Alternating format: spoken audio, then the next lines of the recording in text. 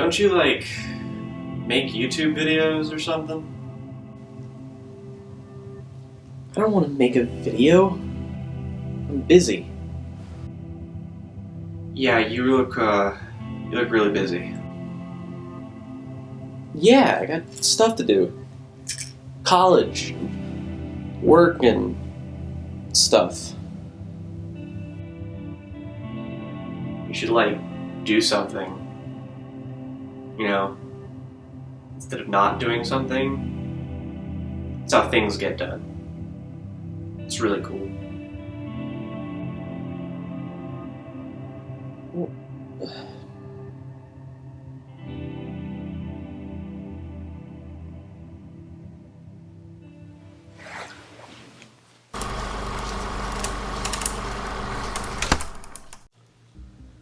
So, welcome to my room. Hi. This isn't much better. Hello, everyone. It is I, Jake. Look, I got nothing. Basically, I'm here today to do a video of some sort. I've wanted to go in a different direction with this channel for a really long time now and just have never really been able to, primarily because of school, but now that I'm in college and I'm doing a lot of different things, even though I have a job, I have a lot more free time, and yeah, so consider this a catalyst for that, I guess. So basically, if you've already subscribed or have been watching me, yeah, my channel's weird. I just kind of upload whatever here. Ever since senior year of high school, I sort of decided this would be where I put most of my, like, short films and just random shit that I am working on, and yeah, that's kind of what I've been doing, and that's still probably what I'm gonna keep doing, but I wanted to have more of a personal vibe going on. I want to establish a connection with my audience, so here I am. And this is a video, and it has to do with me, but it's not just to do with me, because why the hell would you watch a video of like 20 minutes of a dude talking about himself? It's fucking boring. You want to see my shit. That's what you came for. That's what you're here for. So, let's do this, I guess. Okay, so first of all, the camera that I film most things with, dork, camera that I film most things with is this, oh, that was my dog. This is the Canon Rebel. It's a nice camera. It can do autofocus, as you can probably hear, in focus, out of focus. It's kind of a pain in the ass if you're just, holding it, but it's better than using my phone, and footage takes up so much space. And I'm just gonna show you stuff around the room. This is my computer. It's a Mac. It's refurbished for editing and whatnot. Final Cut. I don't have anything in there right now. Maybe I will soon. Ooh, maybe there's an announcement at the end of this video. It's gonna talk about stuff. Oh my god. Things! Yeah, but Final Cut's what I use for editing. And yeah, that's nice. This is my room. You've probably seen it in a couple of my short films, because, I have to use rooms, and this is where a lot of them happen. And as per the nerd laws, I have a bunch of posters of shit I like. You can't really see it very well. The lighting in here is not excellent. I'm not gonna mince words. But, this is my room. It's not a studio, so it's not exactly something I focus on. And I can't focus on this either. This is a poster of, like, literally every Marvel superhero. Some of them are in the back, and you can't see them. Like poor little Moon Knight. There he is. Poor bastard. I like superheroes. I'm not partial to Marvel or DC. I just like superhero shit. Let's see. This is probably my favorite poster I have up. This is my Rear Window poster. I love me some Alfred Hitchcock. It's pretty great. Rear Window is one of those few perfect movies. And I also love The Birds. Probably the first technical scary movie I've ever seen, like that and Poltergeist. And Vertigo. 3 of my more favorites. I'm also a bit of a music dork. I have my Queen poster, because Queen's the shit. And I have my poster of the Beatles, because Beatles are also the shit. Sorry, there's kind of a mess over here where all my random stuff is. That's a picture of Babe Ruth and Lou Gehrig, I believe, back from my baseball phase. I just really like it, so I have it up. And yeah, this is my room. We'll be getting into some of the specifics of it later, but yeah, woohoo.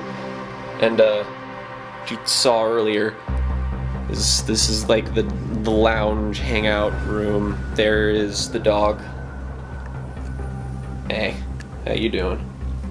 And these are my game consoles, and oh well, all right. I'm currently in the middle of playing Legend of Zelda: Breath of the Wild. If I ever do a video game review, I'll probably start with that, cause that's a damn good game. And there's the Wii U. Got my PS4, formerly Zach's PS4, if you all know who he is. I've seen him on my channel quite a bit. And there's my old Xbox 360. Can't really see it. Whatever. But yeah, I have lots of video games that I need to play. Alright, so that's just an overview of where I live and where I do my thing. I think most of me is in the camera. It's weird to have to set up shots like this.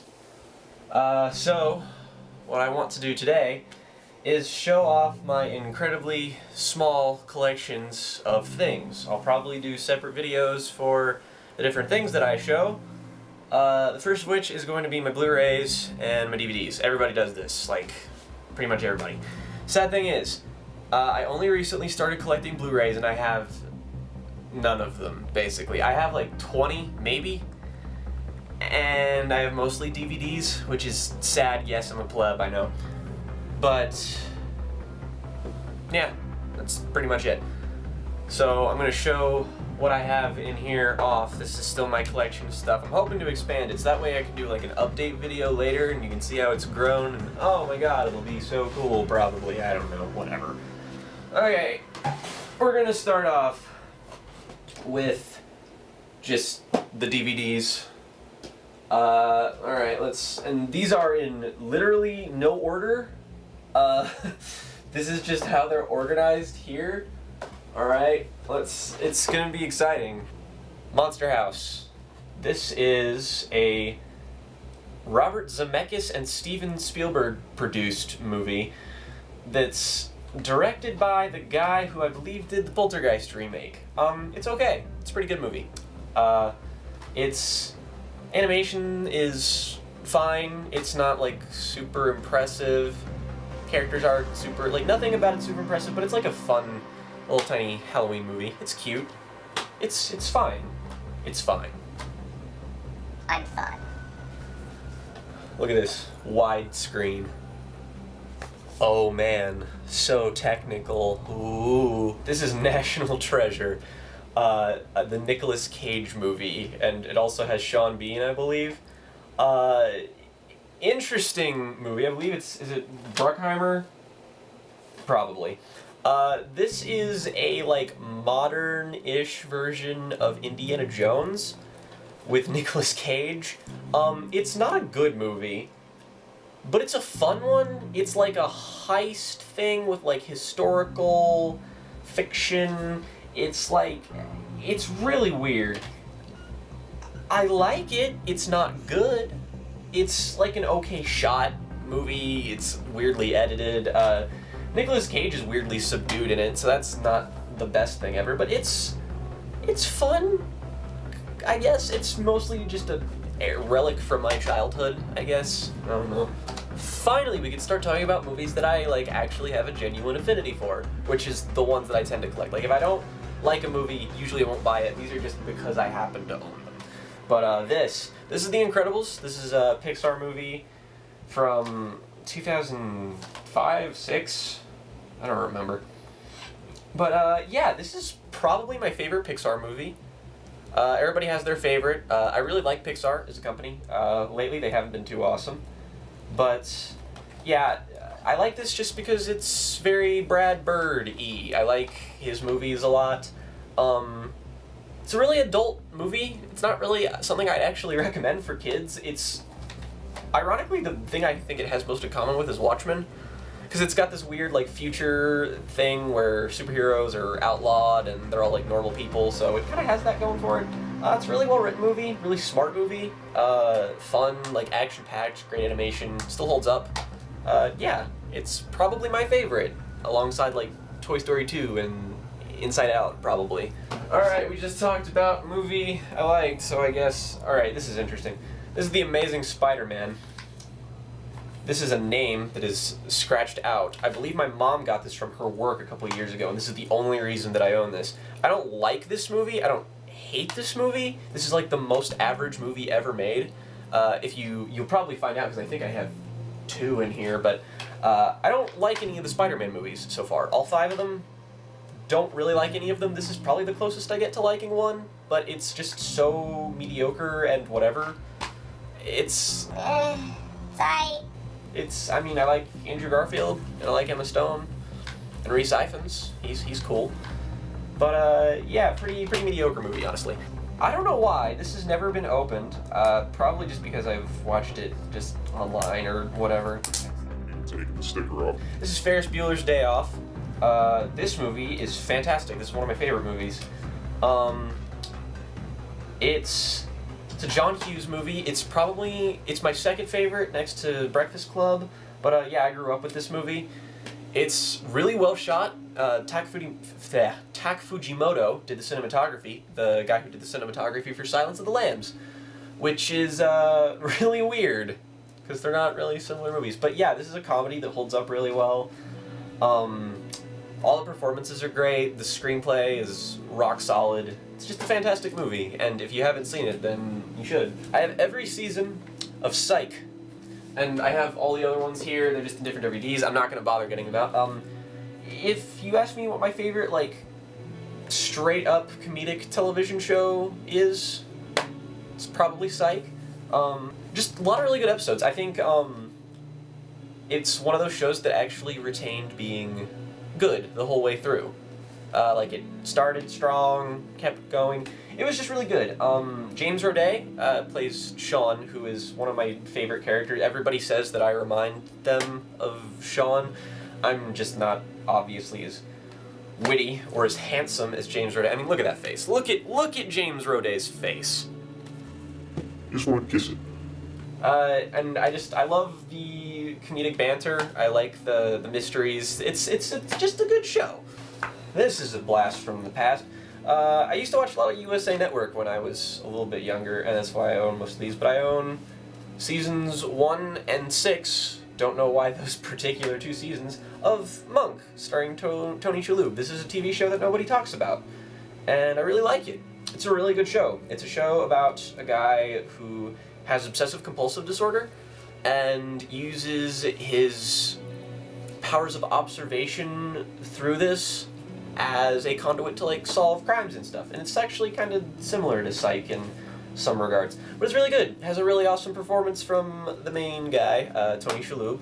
And it also has Buffalo Bill from Silence of the Lambs as a detective. It rubs the lotion on its skin. It does this whenever it's told. So that's weird. This is Justified. This is the 2nd season, I believe. I think I might have the 1st season, the other. Justified, then we get to really get into it. This is one of my favorite television shows just ever in general. It is about a guy played by Timothy Oliphant, who's a U.S. Marshal in Kentucky, which is where I live. And there's a weird thing, like, they don't really understand where the locations are. Like, they think that Harlan County, which is where all, like, the illegal shit goes down, and Lexington, which is where he works, are, like, an hour away from each other. They're, like, on the complete, like, it takes, like, 6 hours to get to Harlan from here. That's not how it works. But this show is incredible. Walton Goggins, if you know him from most recently, The Hateful Eight, Quentin Tarantino, is in this show. He plays a character named Boyd Crowder, who's one of my favorite fictional characters just in general. And Timothy Olyphant, as the lead guy, is also fantastic, Raylan Givens. The first season of this show is not super awesome. It's great, but it's like a solid 8 out of 10. The second season is where it really hits its stride. The next couple seasons are great and fantastic. I'd say it's like up there on par with shows that are like, you know, Breaking Bad and True Detective and Fargo and just some of my favorite TV shows in general. Sherlock Holmes Collection, it's 2 movies, I don't know why it's a collection. But these are the Guy Ritchie / Robert Downey Jr. and Jude Law Sherlock Holmes movies. These are 2 movies that, again, I'm not gonna, like, defend as super awesome movies. The second one's pretty good. Guy Ritchie's a weird director. I think a couple of his movies are genuinely awesome, like Snatch. I think some of his movies are kinda shitty, like Rock and Rolla. They're decent enough. They're fun, like, action thrillers. Robert Downey Jr., this is why you watch the movie. You watch the movie for Robert Downey Jr. and he's fantastic. He's, like, witty and funny and snarky, and Jude Law's the straight man. It's great. It's fun. Fun, popcorn action movie. Speaking of action movies, Iron Man. It's the original Iron Man with Robert Downey Jr., first Marvel Cinematic Universe movie. It's great. Really solid superhero movie. Kinda has the problem that most Marvel movies and superhero movies have, for 2 really good opening acts and a kind of shitty third act that it's not shitty, it's just not as good as the first 2. Robert Downey Jr. is amazing in it. That's for damn sure. Terrence Howard's pretty good in it. Really well written movie, just tight screenplay. It's a really good example of filmmaking. It's one of the better Marvel movies. Bobby Jones, Stroke of Genius. I don't remember a goddamn thing about this movie. I remember that I bought this because I'm a golfer and I used to golf a lot more often. And Bobby Jones is a golf. He is a golf. The Sandlot. This movie is awesome. This is one of the movies from my childhood. Again, watched it a ton of times. It's one of those, like, I don't exactly know what year it came out in. Truth be told, it's been a while since I've seen it. But it's just one of those movies kind of like in the vein of The Goonies, or Stand By Me, where it's, you know, these movies about childhood and bonding and stuff, and it's, you know, got all them wacky hijinks. It's not like an amazing movie or anything, like Stand By Me, for example, is just like, it's a good, enjoyable film, like, about friendship and stuff, but it's also just a really good movie. This is not as good as Stand By Me. I wouldn't even really say it's probably not even as, it's about as on the level as The Goonies. But it's alright. It's a fun, enjoyable time, and if you played baseball when you were a kid like me and you sucked, you can probably watch this and be like, hey, cool. Planes, Trains, and Automobiles. I have only seen half of this movie. It is not because I did not enjoy it. I quite enjoyed it. It's got some great scenes. It's another John Hughes movie, as you can tell. I'm quite the fan. John Candy's in it, and he's fantastic. Steve Martin also. It's touted as being one of the better comedies of pretty much ever. And it's great. From what I've seen of it, I liked it. I just haven't taken the time to sit down and watch it. So yeah. The Star Wars prequels. Phantom Menace. Attack of the Clones. Revenge of the Sith. These are not good movies. They are woefully boring, disappointing, disjointed, badly edited, badly shot, have poor special effects, poor writing, poor characters, poor pretty much everything. And I grew up with them. Yeah, I watched the Star Wars movies. I was old enough to really process them when Revenge of the Sith came out. And I watched all of them. And, you know, when you're a kid, you don't care that these movies are shitty. And then the slower, you know, you kind of get older, and the older I got, the more I just kind of wanted to skip these because I thought they were boring. And I just watched the the older Star Wars movies, 4, 5, and 6, because I like those a lot more. And as I am now an amateur film critic / filmmaker, I have not watched these in some time, nor do I really intend to. I don't like them. Abridged thoughts. Phantom Menace is really fucking boring. This movie contains some of the stiffest acting you will ever see in your life. The effects, some of them hold up, some of them don't. The pacing is awful. Story and characters are awful. There's a fun fight scene at the end, I guess. But yeah, it's very meh. It's not even enjoyable in like a B-movie kind of way. Attack of the Clones. No mince words here. I fucking hate this movie. It's awful. It's the worst one. Anakin is the worst character ever. The effects, ironically, I don't even think look as good as the first one. The romance is awful. There's so many problems. I don't even like thinking about this movie. It makes me tired. So, ew, go away. Revenge of the Sith. This is commonly known as the best one. Yeah, it's the best one. It's not good though. It's the parts of it that are good are better than these movies, but the parts of it are bad that are just worse. The dialogue in this is awful. There are some visual scenes that work really well. The effects hold up better than most of them. This feels a lot more like a Star Wars movie than the other two. But overall, really disappointing movies. They're not very good. Don't recommend them. This is kind of relevant. This is Lemony Snicket's A Series of Unfortunate Events. The Netflix series that came out. Haven't finished it yet, but I like it so far. I read the books when I was a kid. I also like this movie, actually. It's kind of Tim Burton-y. It's not too much like the books, ironically. It's got a really dark, twisted sense of humor. Jim Carrey's a lot of fun in it. The main three kids aren't terrific, but they're not bad. It's an interesting movie. It's pretty average, but the production design's kind of nice. Like, it's an okay movie. I'd say it's kind of overlooked a bit. It's not as good as the Netflix show. If you're gonna watch something with that, watch that instead. But it's okay. This is The Natural. I'm a connoisseur of old baseball movies, and I fucking hate this stupid cover. I like the movie. Like, look at this cover. It's got motion blur on Robert Redford. And, like, 5 different fonts. I don't understand. Whatever. This is a good movie about a guy who played baseball. And, yeah. It's got Robert Duvall and Kim Basinger. Great performances. Robert Redford's good in it. Overall, give it a shot if you like baseball. Even if you don't, pretty good character study. Interesting movie. Stranger Things. Stranger Than Fiction. This movie is a movie I haven't watched in a long time, but I remember kind of liking it. It's a weird premise. It's like Will Ferrell is a character whose life is being written by someone writing like a novel. And like it's really weird.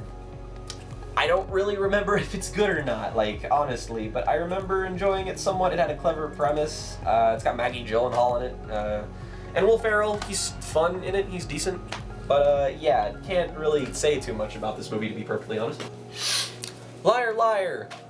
This is a great comedy. This is a Tom Shadyac movie.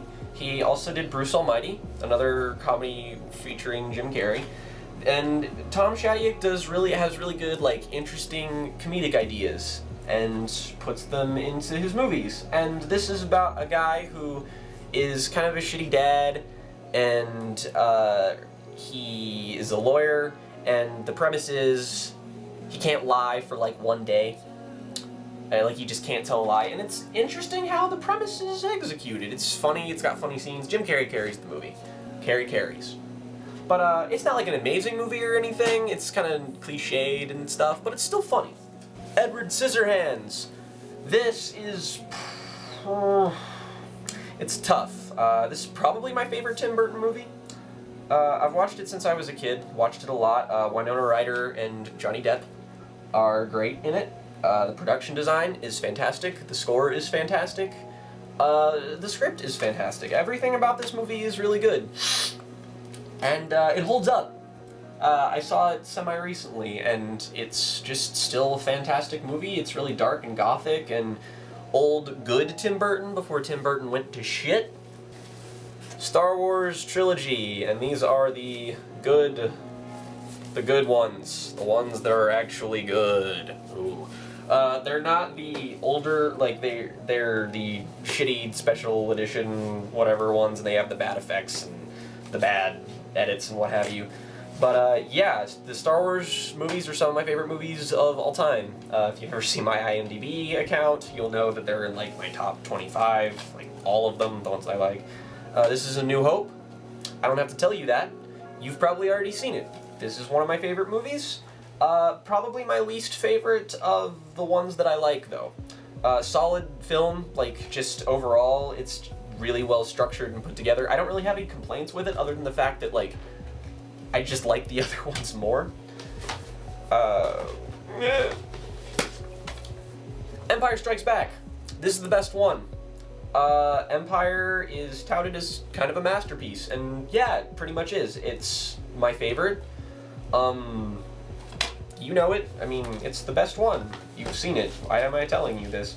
Return of the Jedi. This movie gets kinda a lot of shit from people because it's got some stuff they don't like in it. Used to be my favorite. It's not anymore, but I still love it. It's still a really good movie. I don't really mind the whole Ewoks thing. I like a lot of the parts of the movie. Some of it's kind of slow, but it's alright. I do like it more than A New Hope, though. I'm very alone in that, though. But yeah, I love Return of the Jedi. And also, I do not own this on Blu-ray, because I think we bought this before I had a Blu-ray player. But this is The Force Awakens. And this is an interesting movie to talk about just because there are a lot of different opinions on it. And, oh no, the disc is rolling around in it. Please don't do that. But yeah, some people like it, some people hate it, some people are indifferent to it. I love it. I love it pretty much just as much as the other ones, in fact. Yeah, I've seen this movie like shit billion times just from watching it in my own time. It's a really well-directed movie, very well-written movie too, very well acted. I think it's probably the best acted Star Wars movie in general, all of them. And if you're wondering what I thought of Rogue One, I don't own Rogue One yet. I will. But maybe I'll save that for a video. Harry Potter movies. I don't have all of them for some reason. I don't know. I have the first one. I don't know where I put it. Oops. Well, oh no, the first one's here, duh. I have Sorcerer's Stone, Chamber of Secrets, Prisoner of Azkaban, Goblet of Fire. I don't have Order of the Phoenix, and I have Half-Blood Prince. I don't have Eye of the Deathly Hallows. I want to get them, just so I can own all of them.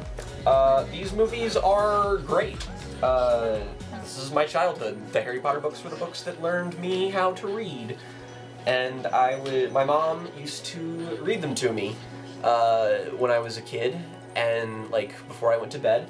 And then eventually I started to take over and then read them to her. And by the time I was in 2nd grade, I was reading them as they came out, and I think the last one came out when I was in the 4th grade, 5th grade, something like that. But yeah, I grew up on these characters and books and movies, and I love all of them. Sorcerer's Stone is really good. Child acting in some parts is iffy. Production design's beautiful. Some of the effects are really awful. But overall, still holds up. Chamber of Secrets is kind of just the same movie, but better. Prisoner of Azkaban is the best one.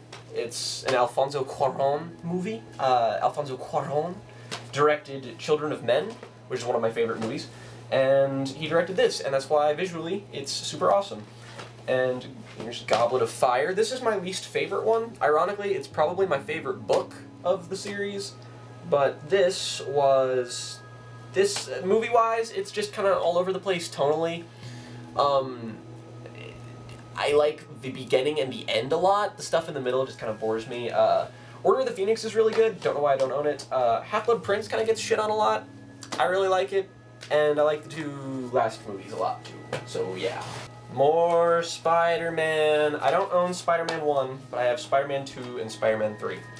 I don't like these movies. I said that earlier. I don't like the first. The first one is probably the one I like the most. But Amazing Spider-Man is probably the one I think is the best. Everybody says this is like a masterpiece. I don't agree with that very much. I hate hate Tobey Maguire as Spider-Man, and just in most things.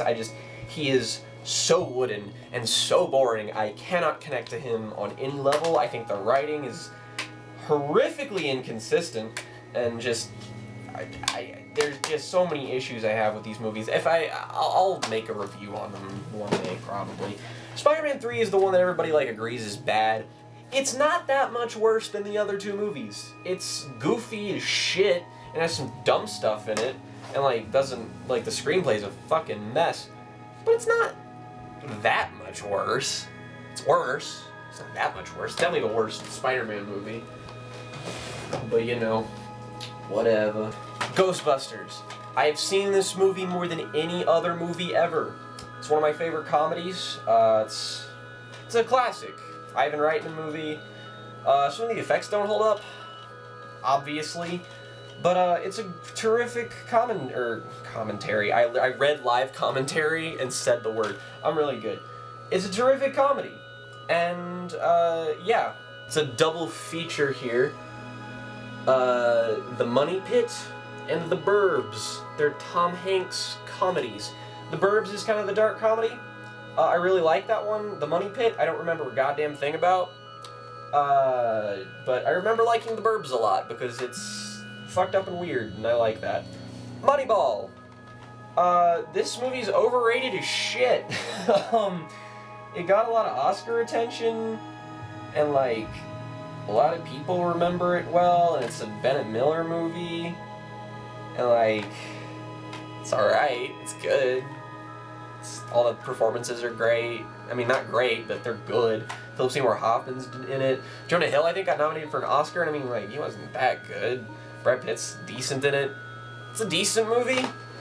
The Princess Bride. This is also one of my favorite movies.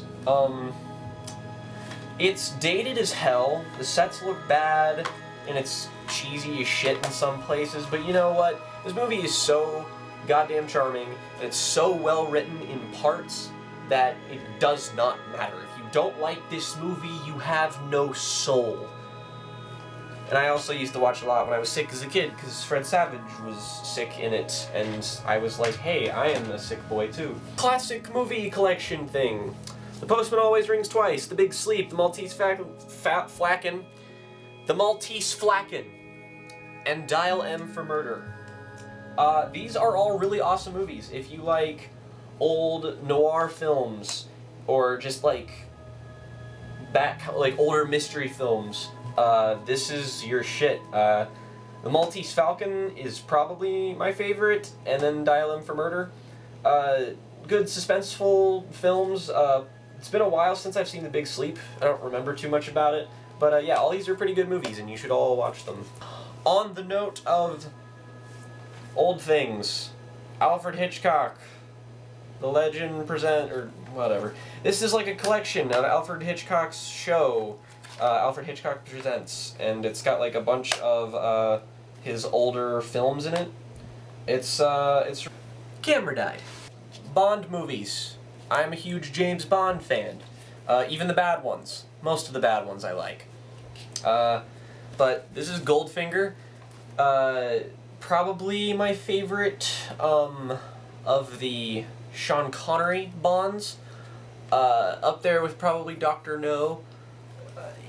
They're old, they're cheesy, they're dumb, and I love them. They're fun cinema.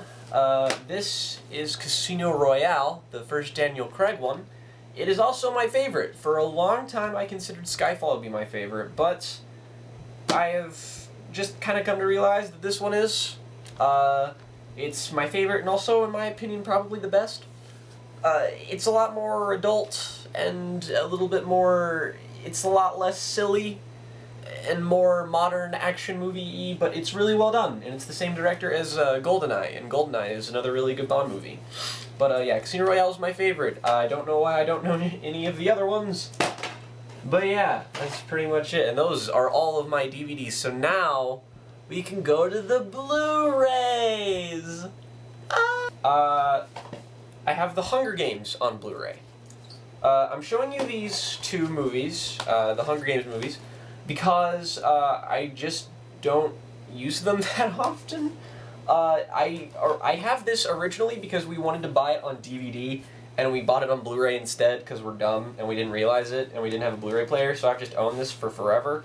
The first Hunger Games movie is really, really okay. Like, the shaky cam is fucking awful in it. You've probably heard a lot of people talk about that. And it is bad. I like the books a lot, and this is a pretty decent adaptation of them. I mean, like, it gets pretty much everything right. But overall, it's just okay. It's a decent little movie. Catching Fire, I got this, I think, as a Christmas present? I don't really remember how I got it. Anyway, it's the best Hunger Games movie.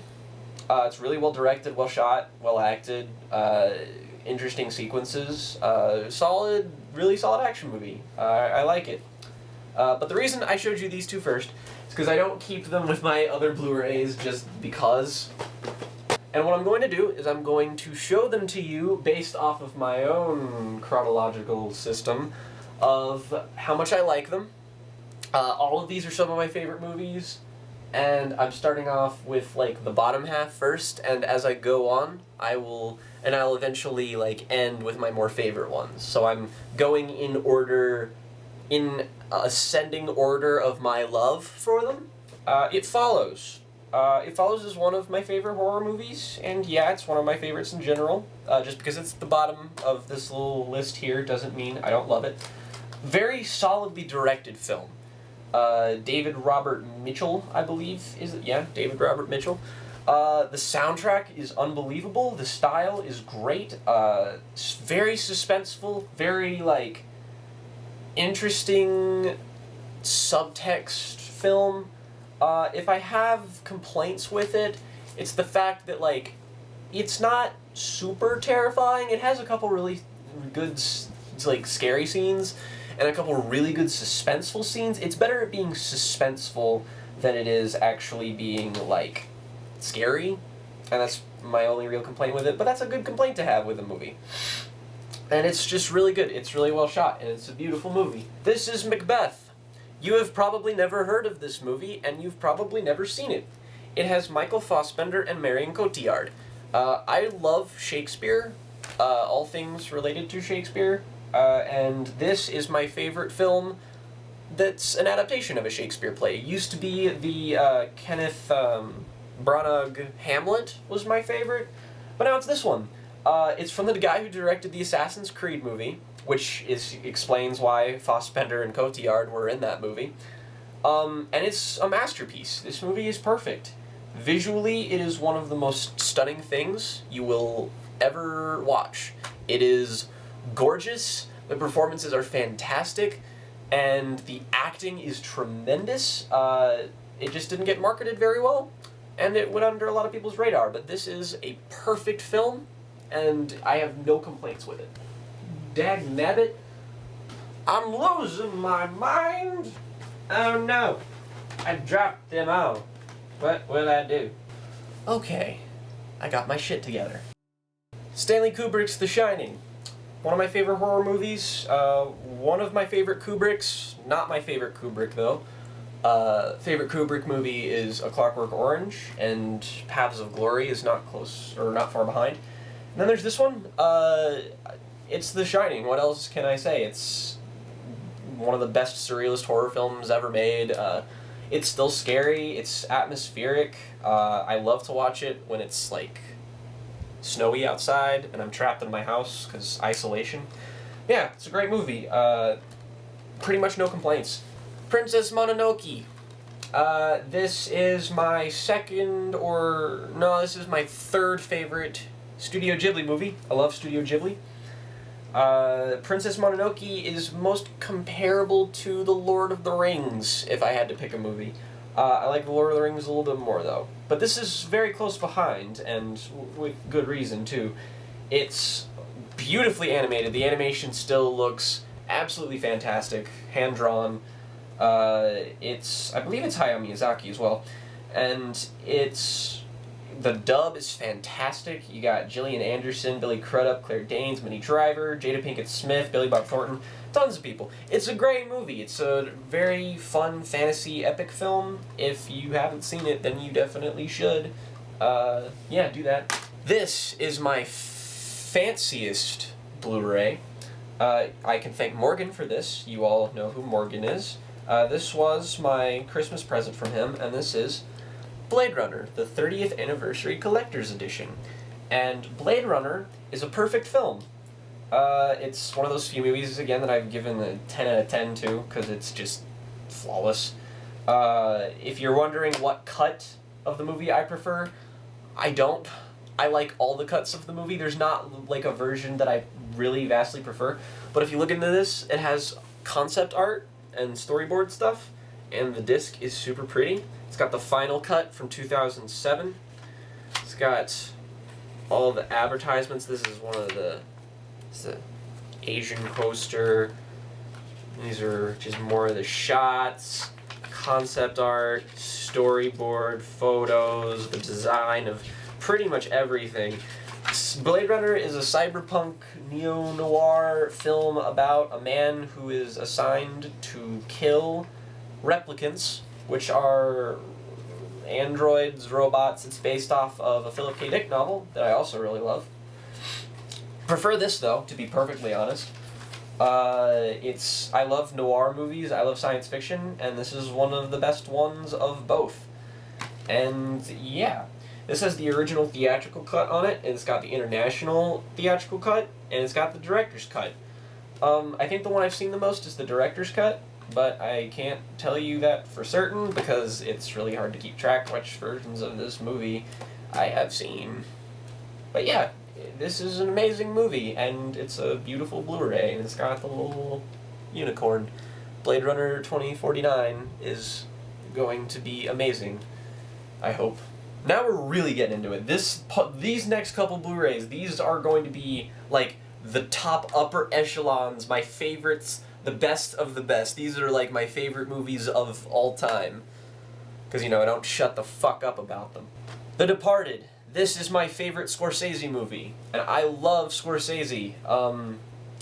Scorsese is the best director who is alive right now, in my opinion. He's not my favorite, but he is the best one. Director of Goodfellas, Mean Streets, Casino, The Wolf of Wall Street, The Aviator, Gangs of New York, like, Taxi Driver. He's made so many movies that I love, too. Goodfellas is one of my favorites, Taxi Driver is one of my favorites, his newest movie, Silence, is one of my favorites, but The Departed remains to be my favorite Scorsese. This movie is a remake of a Korean film called Infernal Affairs, and that movie's good, but it's not Scorsese good. It has my favorite performance from Leonardo DiCaprio, who is a great actor. He should have won an Oscar for this, duh. Matt Damon is in this, and he is fucking amazing. Like, we really don't give him enough credit for how good of an actor he is. He is a total asshole in this movie, which stands testament to how good he is, because Matt Damon is a really likable actor. Jack Nicholson's in it, he's fantastic. Mark Wahlberg is in it, he's fantastic. This won Best Picture the year it came out, and it totally deserved it, because it's an amazing movie about two different undercover police officers. One who is a police officer but works for the mafia, not mafia, but the mob. And one who is pretending to be a mobster but is actually a cop. And it's them facing off against each other. And it is an amazing film. It is so well shot, so well directed, so well edited. It is one of the best crime movies ever made, and it is beautiful. This is a more recent addition to my favorites list, but this is The Hateful Eight, the most recent Quentin Tarantino movie. I love Quentin Tarantino. My favorite of his remains to be Pulp Fiction. This is his second favorite. I don't have a Pulp Fiction Blu-ray for some reason. And yeah, of course that's my favorite. It's fucking Pulp Fiction. But Hateful Eight is a close second. And it's funny because people didn't really talk about this movie when it came out. There were some other movies, I believe Star Wars came out at the same time. And there are just lots of movies that overshadowed it. And a lot of people just didn't like this as much as other ones. Like, it didn't get as much love as, say, Django. And I love Django. Django's another one that's my favorites. I love westerns. I love movies like Clue, like mysteries, and this is a mixture of like Clue and Reservoir Dogs and Django, and it's amazing. This movie is also what I would consider to be perfect. It's so well written. It's so well acted by everybody in it. Walton Goggins is in it, and he's amazing. Tim Roth is great. Kurt Russell is great in literally everything. Samuel Jackson is also great in it. And yeah, Ennio Morricone did the score, who did the score for The Good, the Bad, and the Ugly, one of my other favorite westerns. But yeah, this is probably my favorite western, if you can call it that. It's one of my more favorite mystery films as well. It's almost 3 hours long, but I've seen it like 70,000 times just because I love it so much. Mad Max: Fury Road, my favorite film of 2015. My card ran out of space. I was talking about Mad Max, and I was saying that the best way to describe this is that it's a symphony of violence. And it is beautiful, it is creative, and it has really strong visuals and really good acting from the leads. Tom Hardy is very good. Oh boy, now we're really getting there. 7. David Fincher film. This movie is very dangerously close to being in my top 10 favorite movies of all time. Wonder that it isn't. David Fincher is my favorite film director. And yeah, 7 is his second best movie, if you ask me.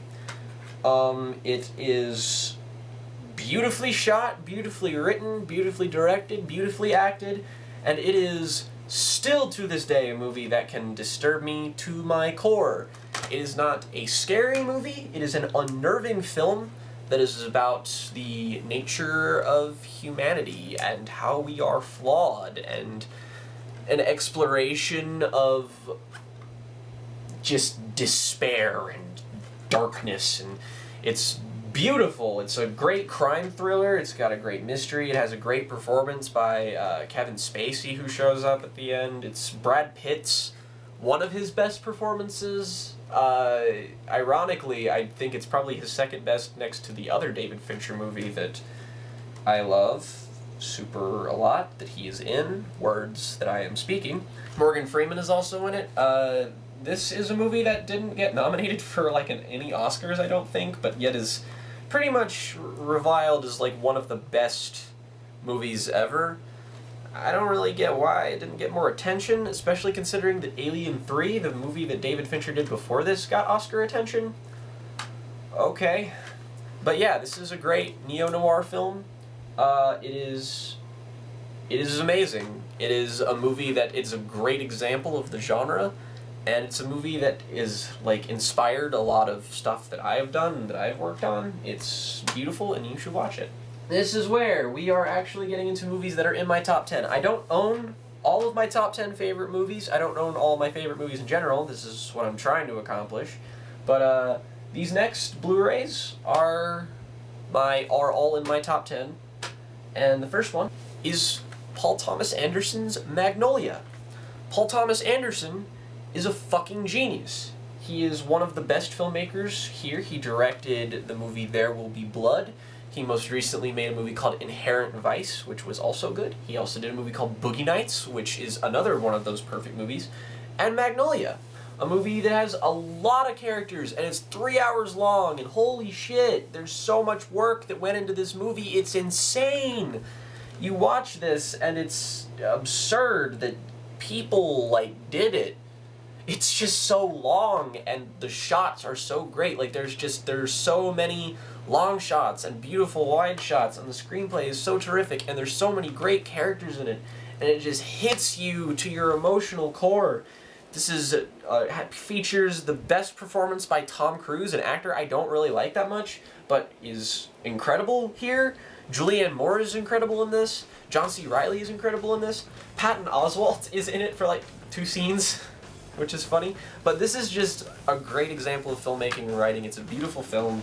It's definitely something that struck me to the core of who I am. It made me cry. It still makes me cry. It's a beautiful film that's about the connective nature of humanity. It's about how flawed we all are, but how we have to move past it all to continue with life, and how just, you know, extraordinary circumstances can dominate one's life, and fucking, it's about so much shit, and I want to make a video about it because it's so good. I can't accurately tell you how good this is. It's just so good. Go watch it.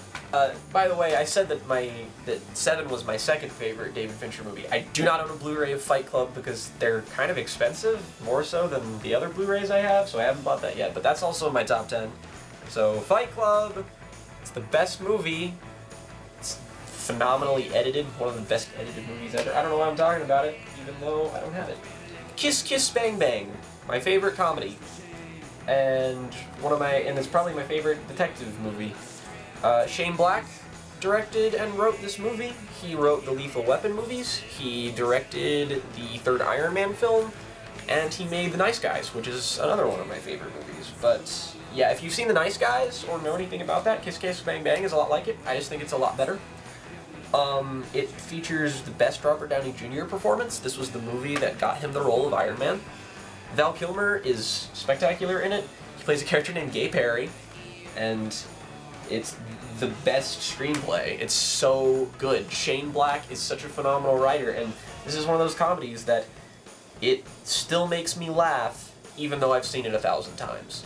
There's so many good moments in it. It's a great detective story. It's such a good example of the genre. Like, you know that Shane Black loves what he was doing when he was writing this. The movie's really well shot, acted, edited, everything. And it's just such a funny and well put together movie. Michelle Monaghan's in it, and she's fantastic in it too. Corbin Burnson, who was from Psych, I have that. He was in it, and he was really good too. This is kind of one that surprises a lot of people. Jurassic Park. Jurassic Park is my childhood in a film. And I don't even just love this for nostalgic reasons. As a film, it is really well made. The special effects are probably the best that have ever been in Hollywood. They still look great, even more than 20 years later. All of the characters are memorable and cool. I like the novel of Jurassic Park, but I prefer the film primarily because most of the characters in Michael Crichton novels are fucking terrible people. You just hate, like, all of them. They're so obnoxious. And the characters in this movie, for the most part, are really likable. And it's got this, you know, it has I like the character of John Hammond a lot. The, sort of, like, dark Walt Disney thing he's got about him. The message about playing God. The suspense in this movie is phenomenal. Just the human drama, I think, as it connects with the themes of the film, are really good. It's got a lot of subtleties that people don't notice. It's my favorite Spielberg by far. And just a really well composed movie. It's a perfect blockbuster film. It is the perfect summer blockbuster experience. And if that's what you want from a film, then you watch this. My top 5 favorite films, right here, in order. Oh boy. The first one in my top 5 is Brick, a movie you have not heard of. This is funny because I can't watch this movie on this Blu-ray. It is a Region B Blu-ray, and I have a Region A player, and I don't know why I'm pretty sure I thought I was getting the Region A one, but I didn't. And that makes me sad because I really like the cover of this, and I don't think it's available outside Canada. So, but if it is, that would be nice. If somebody has an extra copy and wants to send me one, that would be lovely, because I can't watch this one. But I love the cover. Brick, I mentioned the Maltese Falcon earlier I owned, is kind of a modern retelling of that. This is the Maltese Falcon, but every character is in high school. And it's amazing. This movie is like it's got a Scorsese about it. Like, the script is so tight. It's written and directed by Rian Johnson, the guy who's doing the new Star Wars and the guy who did Looper. This is his best movie still, if you ask me. And it stars Joseph Gordon-Levitt. He's a great lead actor. His best performance by far. It's such a fantastic movie just to watch and see it unravel from scene to scene. It emotionally connects with you. It's about a guy who has to solve the murder of his ex-girlfriend, and basically it revolves around a giant brick of heroin, which is why it's called Brick. And it's just one of the best screenplays ever. It's really kinetic, it's so well shot, well edited, it's a really unique film, it's so well put together, and it's not a comedy either. It's a really funny movie. There's other scenes with a girl that the main character, Brendan, was previously romantically linked to that are always funny, that always make me laugh. It's reminds me of Scorsese a lot and how kinetic it is. It's a beautiful film, it's scored well. I think Ryan Johnson's brother actually scored it. I might be wrong. But this is a fantastic little indie movie. If you haven't seen it, you really, really, really, really should if you like mystery movies or noir movies. It's fantastic. Birdman, the most recent... This DVD is... Hey, put... The most recent member of my top 10. Birdman is just... It won Best Picture, and my god, it deserved to. This movie is made to look like it is shot in one seamless shot. It is not. It actually has 16 cuts in it. But, that being said, it is a movie that's 2 hours long with 16 cuts. The skill that it takes that alone is mesmerizing, if you ask me. But the fact that it's also just a great film is just, it's icing on the cake, man. Alejandro González Iñárritu made this movie. He's one of my favorite directors. He directed The Revenant, which was another really good movie that I like a lot. But this is my favorite of his. Michael Keaton, it plays a guy who is basically just himself. That's kind of what everybody in this movie does. They just play an exaggerated version of themselves. Ed Norton's in it, does the same thing. Emma Stone kind of does the same thing. And it's just about people, and it's about Hollywood to a lesser extent, but it's really contemplative. It's kinetic in its dialogue, but it's kind of slow, but in a really good way, because you just want all of these characters to keep interacting with each other because you love seeing them so much. Michael Keaton delivers the best performance of his entire career, playing a guy who just feels really washed up and wants to mean something, and he's all existential, and I can relate to a lot about that. And the movie, of course, is divinely shot and directed and edited, and oh my god, it is just literally a perfect example of filmmaking and just art in general. It's a beautiful film. I have no complaints with it. I remember the first time I saw it, I watched it with Jacob, my friend, and we were watching it together online when it first came out, and it took us 5 hours to watch it, because we kept pausing and then just talking about what we were seeing. And that's one of my favorite movie watching experiences, was just to watch this happen. And it feels personal in a way. It's very hard to explain with a lot of my favorite movies that feel like this. But yeah, it's a great film. Unfortunately, this one is ugly. This is The Perks of Being a Wallflower. And this is an ugly library Blu Ray case that it came with. It was the cheapest one. I'm going to buy another one just to get a better case one day. Just because, my god, look at how ugly this shit is. But, that being said, Perks of Being a Wallflower is one of the most underrated films ever made. It's so good. It's based off of a novel by Stephen Chbosky, and Stephen Chbosky made his directorial debut with this movie, and it turns out he's a great fucking movie director. Just so happens to have turned out. This movie is very personal to me. The main character, played by Logan Lerman in his best performance, one of the better performances in all of moviedom, if you ask me. He plays Charlie, who is a manic, depressed loner who starts high school and is just kind of an outsider. And that's really relatable to me. I remember going through high school and feeling very similarly to Charlie, and he discovers his friend group, and it's a coming-of-age story, and it's kind of John Hughes-ish. But I think it's a lot smarter than some of those movies. It has a more powerful emotional core. The main character I relate to a lot. Just the progression of what happens is beautiful. The way it's edited, the way it's shot, there's nothing about this movie that bothers me, and it's just so incredibly powerful in what it has to say about life and in general. And that sounds vague, but it is vague, but words can't accurately describe the feeling of euphoria I feel when I watch this movie, just because it feels like I'm watching myself as a movie. It's beautiful, it's touching, it's very well acted. Ezra Miller is probably the best performance in the movie, and he's one of my favorite actors now. Emma Watson from Harry Potter is in it, and she is also fantastic. She pulls off an accent incredibly well, you never would have guessed.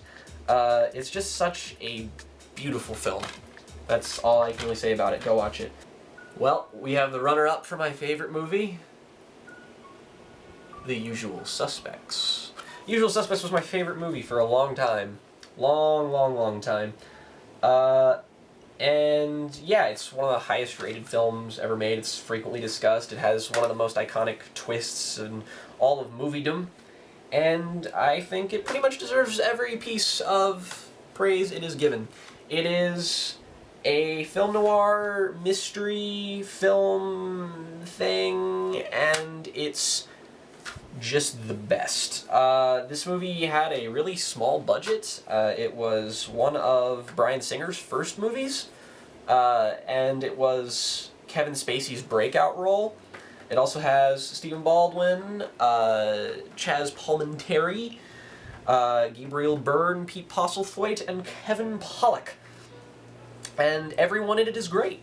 Kevin Spacey is one of my favorite actors, and this is his best performance by far. Gave him a Best Supporting Actor nod.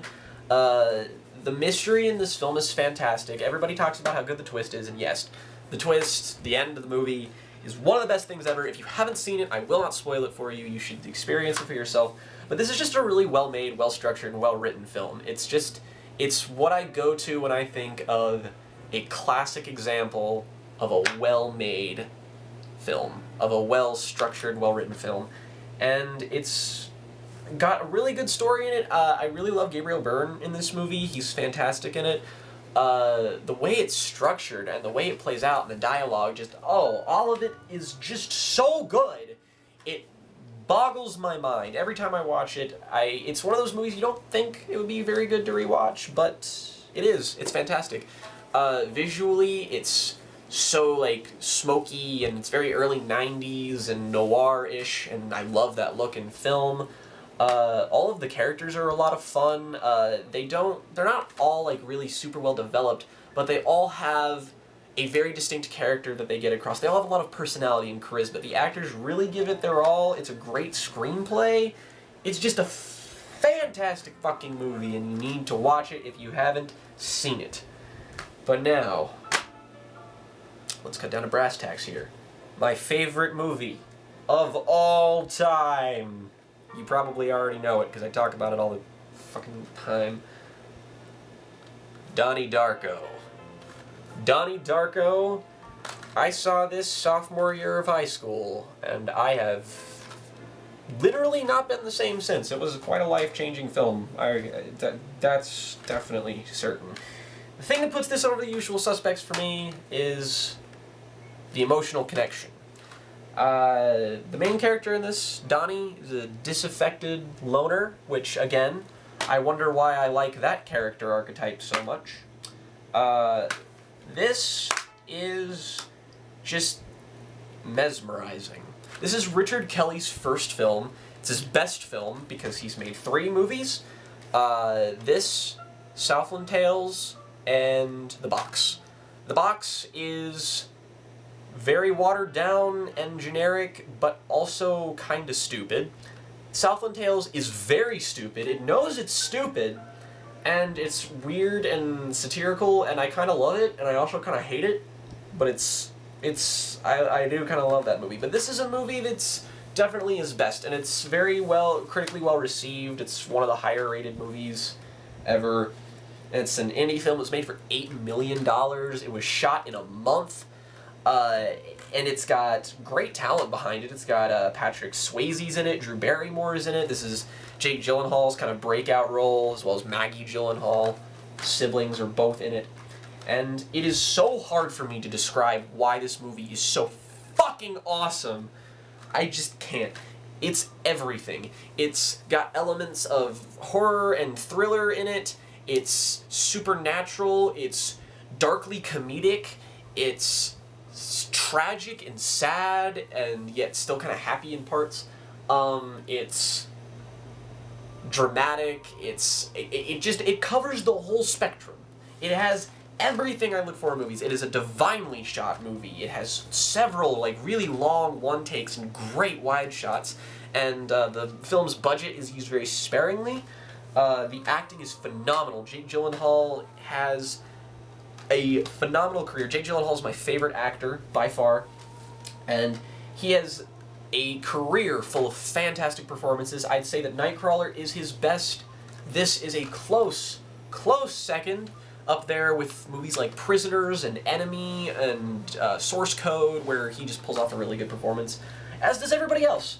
And it's funny, charming, it's unique. There is not a single movie out there like it. It's a lot like some David Lynch movies. It's got some mind-bending stuff, but like the core of the movie is really easy to understand. It's got some time travel stuff in there, but that's not the important part of the movie. The important part of the movie is it's succumbing. That was a really good time for it to cut off. But yeah, that was my Blu Ray and DVD collection. Hopefully I can expand it a bit more. Hopefully you all enjoyed me rambling. But I do have kind of a purpose in doing this super long video. I don't know how long this is going to end up being. It's probably stupidly long. Couple things. For those of you who probably have subscribed and seen my Assassination of Jesse James by the Coward Robert Ford video, which is my most popular video, that series of forgotten films is not dead. I have simply just kind of fallen into a hole where I did not work on the sequel. I said that I was, in the comment section, that I was currently working on 1 for 7 Psychopaths. I am still doing that. I have all of it, I just need to edit it, and I haven't released it just because I've been lazy and haven't done it. As to when it's going to be released, I don't know. Sorry if you have been expecting that. My apologies. Secondly, this is going to sort of be a kind of announcement for something sort of important. I teased earlier, probably. I am starting production of my first major motion picture, my first feature film that I wrote. We're not doing anything right away. We're probably going to start filming here in the next month-ish. So that's a thing. I've got my cast together, wrote the screenplay a couple months ago.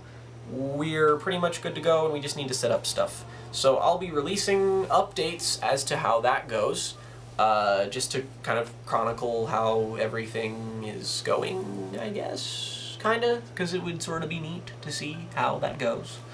But again, I do have a job, and I do have school, so I have no promises as to dates and whatnot, but hopefully I can make everyone happy.